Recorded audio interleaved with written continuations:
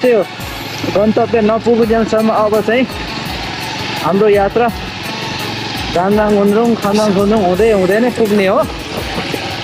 काफी बाटो अस्तिको झरीले चाहिँ बिगारेको रहेछ। ओ बाफरे हैन लिक मात्र छ त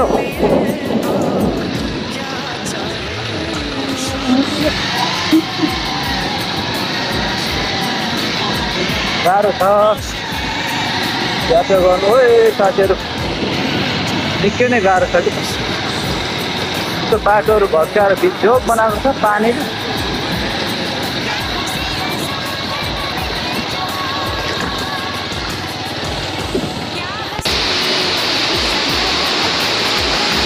खाने पानीको मुहान चाहिँ सक्नुहुन्छ पाइपहरू लगेर जानुभएको छ।